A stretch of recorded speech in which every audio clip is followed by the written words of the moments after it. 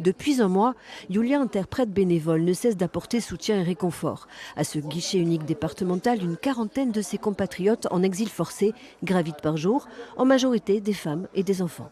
On les explique que tout va bien, qu'ils sont arrivés, ils sont sur place. Il y a des interprètes, il y a des personnes de leurs compatriotes qui en parlent la même langue. Après, on les explique tout le processus, comment ça va se passer en France. Donc également, il y a un guichet de préfecture qui est sur place, qu'ils puissent prendre rendez-vous en préfecture pour avoir le récépissé des protections temporaires. Plusieurs associations les orientent ensuite vers un hébergement d'urgence, comme ici au gymnase d'Olympie, pour une durée de 3 jours maximum. Actuellement, 80 réfugiés sont pris en charge par la Croix-Rouge.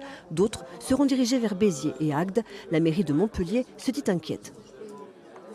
C'est un peu l'inquiétude que nous avons, c'est-à-dire que nous avons effectivement géré l'urgence avec des moyens de la ville, des moyens lourds que nous engageons, ouverture de ce guichet unique, ouverture du gymnase Olympie. Se pose aujourd'hui la question de l'ouverture par l'État d'un second centre pour un hébergement qui est plus pérenne. Donc effectivement maintenant l'enjeu pour nous, c'est de tenir dans la durée. Depuis le début du conflit, près de 845 personnes, dont 280 enfants, ont été pris en charge en grande partie par des bénévoles qui, à bout de souffle, réclament une cellule de crise.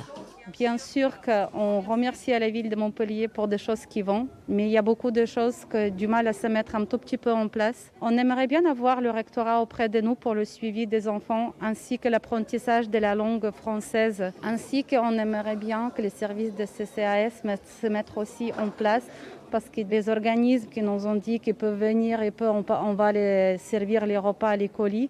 En fait, ça ne fonctionne pas très bien. Donc il y a des gens qui nous appellent depuis une semaine comment faire pour se nourrir. Les associations demandent une implication plus franche des services de l'État pour un accueil digne du peuple ukrainien.